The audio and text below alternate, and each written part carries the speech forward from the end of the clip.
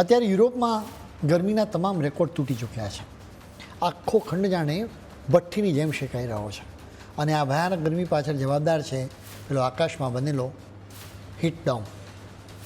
દુનિયાભરમાં સૌથી ઝડપથી ગરમ થઈ રહેલા યુરોપ ખંડ પર અત્યારે ખતરાની ઘંટી વાગી રહી છે. તાપમાનના જૂના તમામ એવા રેકોર્ડ ક્યારના ધ્વસ્ત થઈ ચૂક્યા છે અને મુશ્કેલી તો એ છે કે આ ગરમી હજુ વધુ આકરી બનવાની છે. ગુરુવાર સુધીમાં ગરમીના બીજા કેટલાય નવા રેકોર્ડ બને તો નવાય નહીં. સ્થિતિ પળે પળ વધુ અને જોખમી અને ચિંતાજનક બની રહી છે.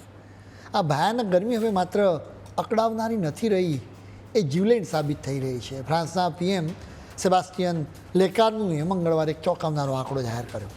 તેમણે જણાવ્યું કે ગરમીથી બચવા માટે લોકો નદી નાળાઓમાં કૂદી રહ્યા છે, જેના કારણે 18 જૂનથી અત્યાર સુધીમાં 40 લોકોના ડૂબી જવાથી મોત થયા છે.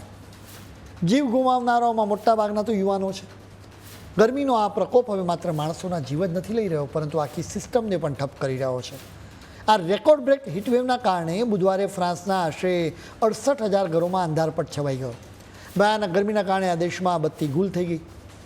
મુશ્કેલી એ છે કે નદીઓનું પાણી એટલું ગરમ થઈ ગયું છે કે વીજ કંપની EDFએ એક ન્યુક્લિયર રિએક્ટરને સાવબંધ કરવું પડ્યું.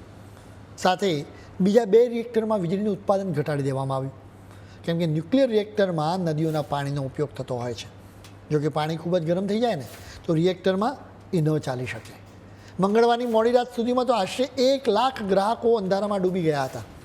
વીજ પુરવઠો ધીરે ધીરે શરૂ થઈ રહ્યો છે.